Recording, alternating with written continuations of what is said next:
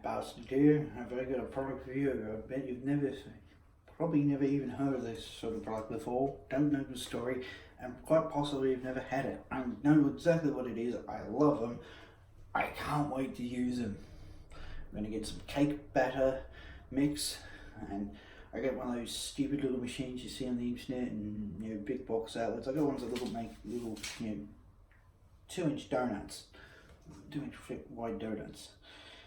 And I'm going to use these there and hope to God it works good. But in the meantime, I'm going to tell you all about them. This particular version is Yum Brain's Lychee Popping Pearls. I won't blame you if you've never heard of them. Popping Pearls, officially known as Popping Boab, because they're similar to the other ones you get in your iced tea places, which has supposedly gone batshit in America in 2019. They use taro paste as when sweetened with honey. Now the reason iced tea places use them is because they come in big sacks, airtight, watertight, and you just blow the living shit out of them for 3 or 4 hours, and they're good for a couple of days, up to 3 or 4 days if you want to push your luck. And you just literally go to your vat, get a scoop out, pour it in, syrup, water, tea, whatever you're doing. Done. Simple. Easiest thing in the world. And they last absolutely forever, as long as they're kept in their pack. Theoretically, they could last almost bloody forever. I wouldn't be surprised one day if there was an apocalyptic event, an alien race or human race 2.0 discovers those little bastards. I personally see them little bastards as if I mine the original Taiwanese style invented in the 80s. These guys, they were around in the 80s and specialist popping boab tea shops in sort of iced tea shops in Taiwan. And throughout the 90s and especially the early 2000s, you whipped it out of your pants and it was a gastronomic delight from this.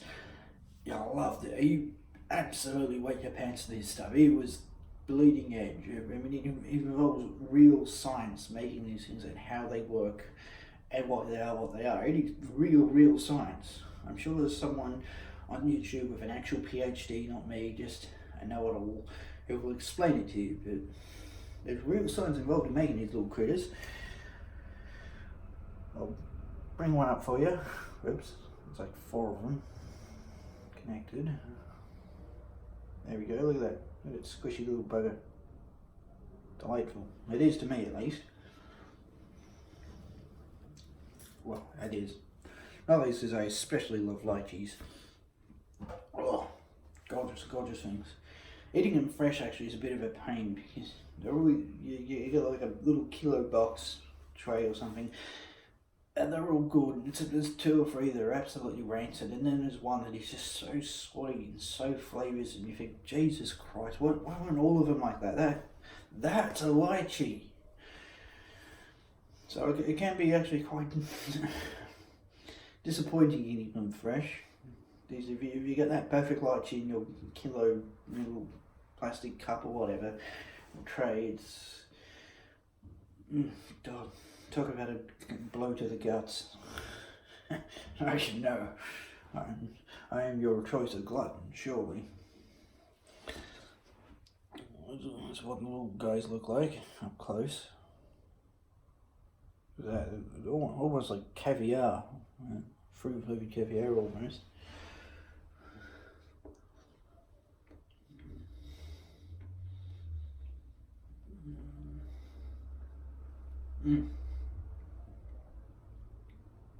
Oh, God, I love lychee flavour. Things like lychees too. This has got the taste.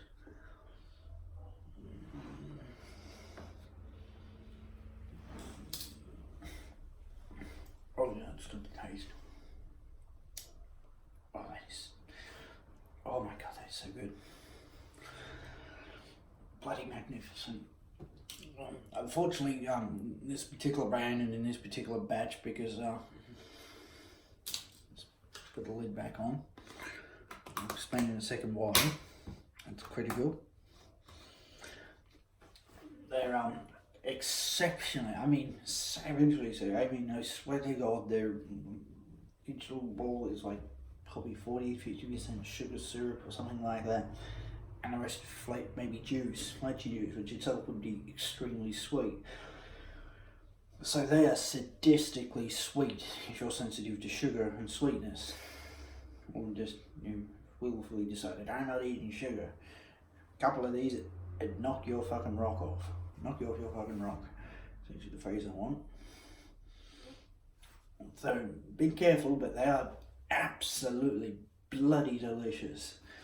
Now, the reason you got to keep the lid on and be careful with them is because of how they're made, and they need to be kept in a sort of soup they're made with, in this sort of modified water to keep it moist. Otherwise they dehydrate and you just end up with these little, well, I'm guessing a mighty mess that has to be scraped and scrubbed ferociously to get rid of the horrific sight. And I bet it would be the sort of mix of textures that would make most people quite queasy. So you have to keep them in their water. Also, after you've exposed them to air, you've got to keep them refrigerated, and they only last a month. Usually, most people say usually about a month at most, which is why you almost never see these at the sort of iced tea places, because why would you have 30 of those, even though you can't get that many flavours, and then 30 syrups, when you could just have those stupid taro balls and 30 flavours and maybe 5 different types of tea. I mean, it's utter madness.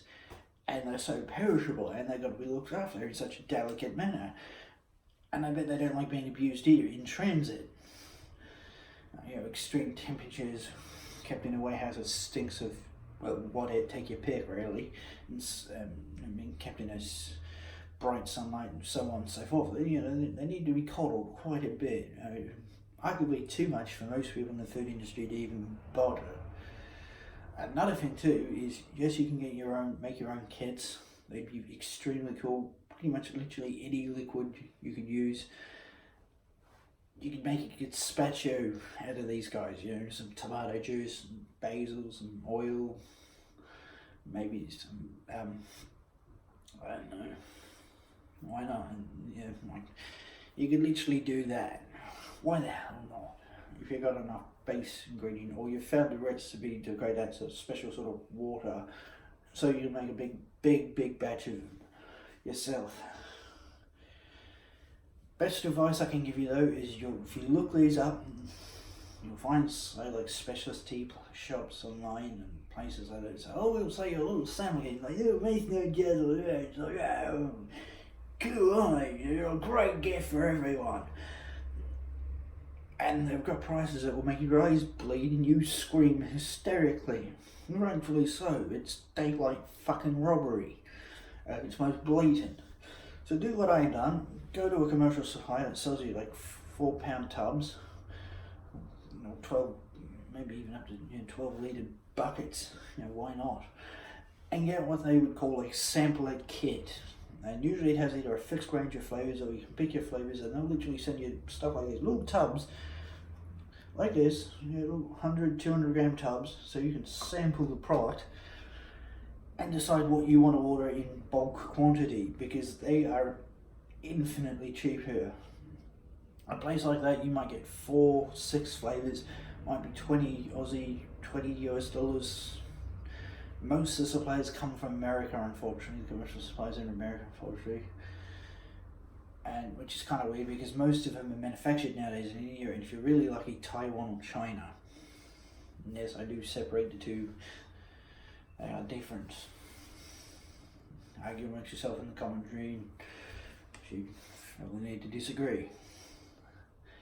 But so it's kind of weird, almost all of them come from America, but get a sampler thing from there. You get like 4, maybe 6 flavours, so say $20.